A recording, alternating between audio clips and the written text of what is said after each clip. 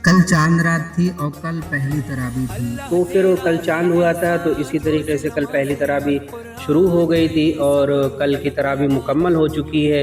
मतलब एक तराबी जो है वो मुकम्मल हो चुकी है। आज पहला रोज़ा है, आज रोज़ा भी मुकम्मल हो जाएगा तो आज जो है वो दूसरी तराबी हो जाएगी, मुकम्मल हो जाएगी। तो फिर मैं कल वाले दिन के हवाले से कुछ आप लोगों तक पहुंचाना चाहता हूं जो बहुत ज़रूरी है।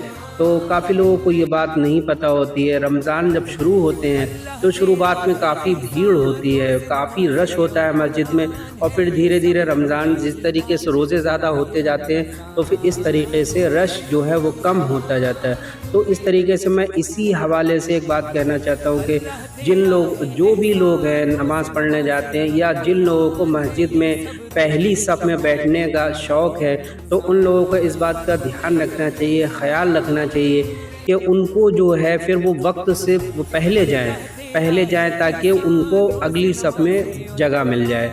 और जो लोग बाद में जाते हैं और बाद में जाने के बाद अगली सफ़ में बैठने की कोशिश करते हैं, और कुछ लोग ऐसे जो बैठ भी जाते हैं, लोगों को इधर सरकाते हैं उधर सरकाते हैं, तो ये जो है ये गलत है, लोगों को तकलीफ़ होती है।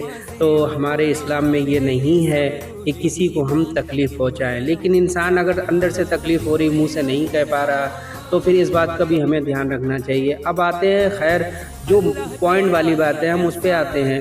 जो मेरा एक छोटा सा बच्चा है तो मैं जब तरावी पढ़ने या नमाज़ पढ़ने जाता हूँ तो अपने बच्चे को साथ में लेके जाता हूँ।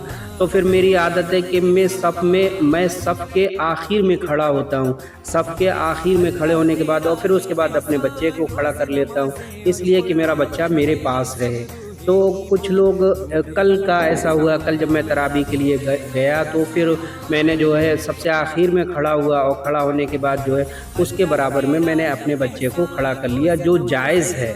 और जो शरीयत भी इस बात का हुक्म देती है कि अपने बच्चे को आप सफ़ के आखिर में बच्चे को खड़ा कर सकते हैं। तो इस तरीके से मैंने अपने बच्चे को खड़ा कर लिया। अब एक साहब आए तो उन्होंने जो है मेरे बच्चे को पीछे कर दिया, और मैं नियत बांध चुका था, अब मेरा बच्चा भी नियत बांधे हुआ था, तो उसको पीछे कर दिया, और करने के बाद जो है ख़ुद जो है वो खड़े हो गए उस जगह पे। अब ये जो है इंसानी फितरत होती है, इंसान है, और जो वालिद होते हैं, बाप होते हैं, उनको अपनी औलाद से मोहब्बत बहुत ज़्यादा होती है, और फ़र्ज नमाज थी तो फिर जो है मेरा जहन नमाज की तरफ से हट के जो अपने बच्चे की तरफ लग गया। ये फितरत होती है इंसान की। अब लोग कोई गलत कमेंट करे कि इस तरीके से आपको तो नमाज में ध्यान रखना चाहिए, लेकिन ये बाप है ना, तो बाप की फितरत है।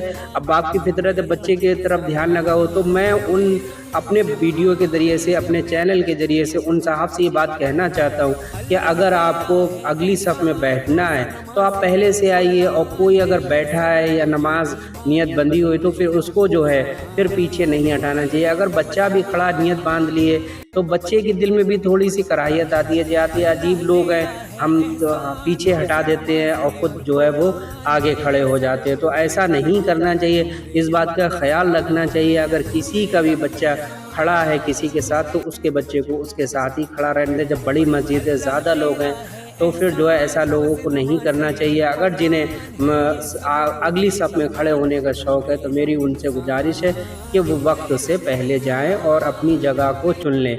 किसी की जगह पे हटा के और वहाँ पे जगह पे नहीं बैठना चाहिए, इस बात का ख़ास ध्यान रखें।